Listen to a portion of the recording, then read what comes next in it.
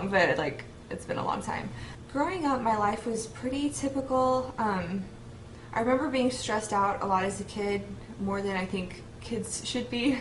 My family owned a business, and you know, it had its ups and downs, and I just remember, you know, I didn't have like a typical upbringing.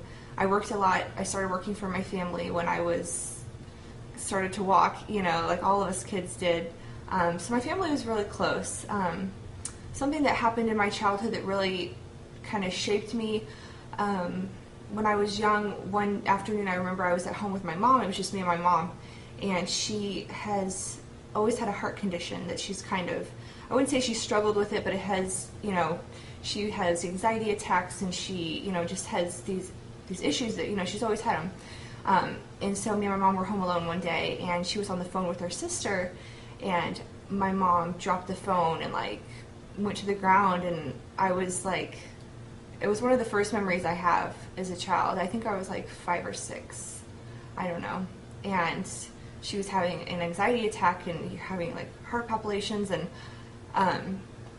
you know, it was terrifying, you know, so I had to, you know, call for help. I had to go get my dad, and like I remember from that day on, like I was so afraid to leave my mom's side. Like I didn't, growing up, I never hardly ever spent the night at friends' houses, went to sleepovers, went to birthday parties, you know, I was just so scared to leave my mom's side, you know, because I didn't want anything to happen to her, you know. It's like when you're growing up and you're a kid and your mom gets sick, it's like, you know, she's the mama bear, she takes care of you, and she's, you know, when she's down, it's really sad. And, you know, being there with her and having that happen, I think it really kind of like shook me. So all through, you know, grade school and junior high and high school, I was never the type of kid, like, I never went to parties.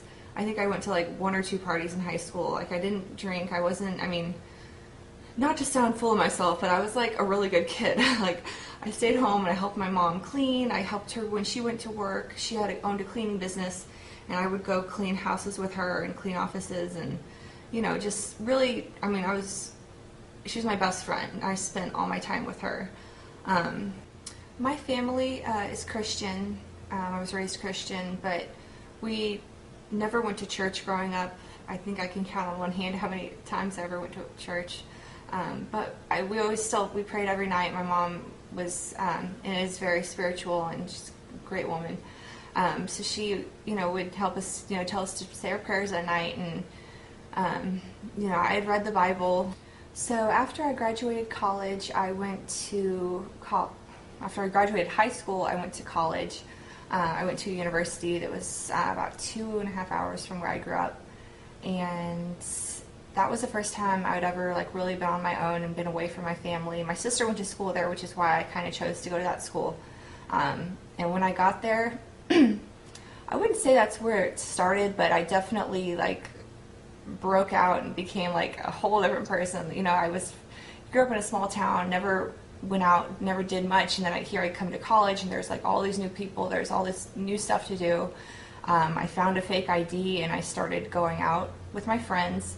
I wasn't old enough to drink. I was like just turned 18, you know, and I started going out a lot. I started drinking a lot, and it was just like, you know, at the time it was new and it was fun, and, you know, I was just like out of control, you know. But I mean, I think that's how a lot of college kids are when they first get there, and, you know, especially when you grow up, you know, the way that I did, you know, you don't see much. So once you get to, you know, somewhere new, anyway. So I went to school and I studied criminal justice. I thought I wanted to work in like the legal field.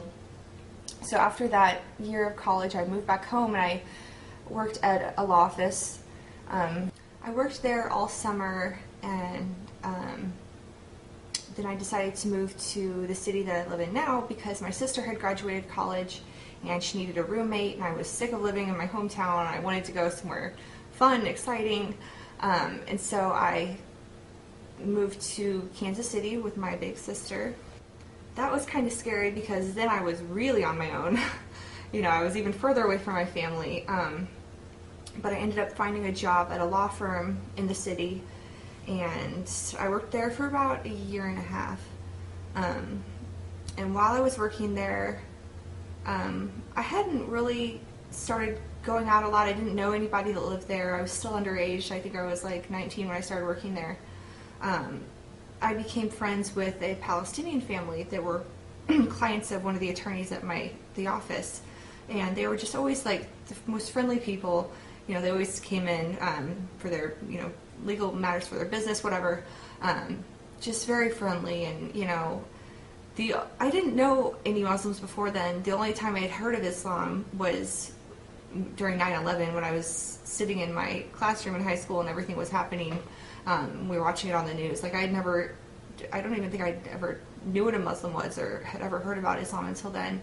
And so I knew they were Muslims, but I was like, you know, you have this idea of what you think they are, like they're scary, they're mean, they're terrorists, you know, but then I met them and I was like, oh my gosh, like they're very, very kind people, like very sweet. So I'm just going to kind of fast forward a little bit just to get this going. So I'm working at the law office, and I started having problems there with some of the attorneys. They were kind of harassing me. I wanted to find a new job. I looked for another job, and I was still really young to be, you know, working in the field that I was. You know, I was really lucky that I got the job that I had gotten in the city. I tried to find other jobs at law firms, but everyone said I was too young, and I wasn't, you know, whatever. It was very hard to find another job. But I ended up finding a job at a club. And so I had started working there. I quit my job at the law office without telling my sister because I knew that she'd probably be pretty mad at me for doing that. But I was just really unhappy there, and I had to get out. So I started working at this club, and you know, making a lot of money and around people all the time. Made a lot of friends that actually were not friends of mine at all. And so with that comes, you know, I started drinking, you know, going out a lot more now that I knew people and I had new places to go. I was going out like 5 nights a week at least, some weeks like 6 nights a week. And it started as just drinking. I was drinking a lot. And then I started doing drugs as well. And I was never like addicted to drugs. I think the reason that I did them was because as time went on, I don't know, maybe it was like a quarter life crisis, I don't know, but I just felt like extremely lost. I didn't feel like I had any really close friends there. By this time, my sister had kicked me out of our apartment together because she found out that I was going out so much and I was doing drugs, and but I had enough money on my own to get my own place, and so I moved to a studio apartment downtown. And my sister had told my parents about what happened, you know, what was going on with me, and that was when I started to change. Like, I wasn't the sweet girl that I knew I was, you know, that I'd always been growing up helping my mom, you know, always there for my family.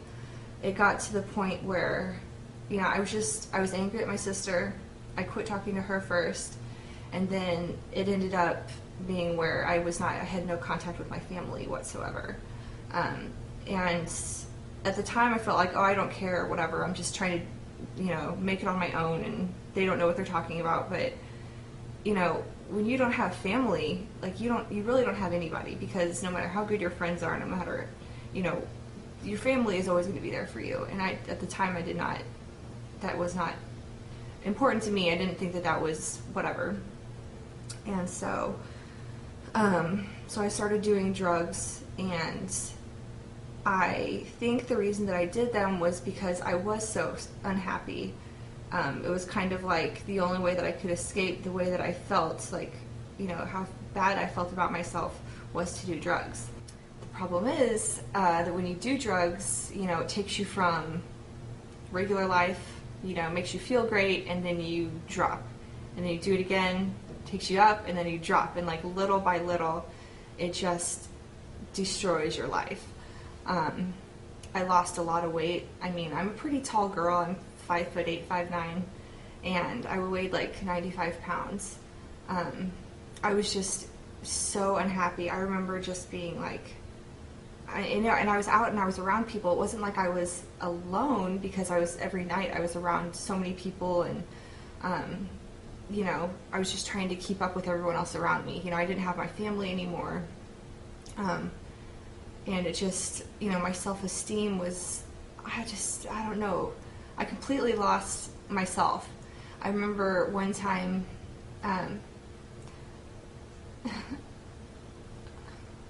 was standing in my bathroom in my apartment, and I was like looking at myself in the mirror, and like I completely did not know who I was, and I just felt like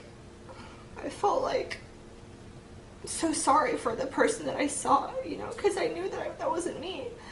And I knew, you know, that like there was the bad me and then there was the good me, and it was like the good me was looking down on the bad person, like, you know, what are you doing to yourself? Like, what have you done? I mean, there are mornings I remember. I mean, there were times when I would not sleep. Like, there were days that I went without sleeping. And I remember just sometimes I would just be laying in bed the morning after I had been out. I'd been up all night just laying in my bed, like, feeling like I was about to have a heart attack, you know, from the effects of the drugs. And I was just like, I didn't care if I died, you know, like, at the worst point in my life, like, I was ready to die, you know. Because even if you're an attractive person, or if you have friends, or you have money, like, if you don't have a sense of who you are, and if you don't have, you know, pride, and you don't love yourself, and, you know, love God, you know, nothing that you have is going to matter.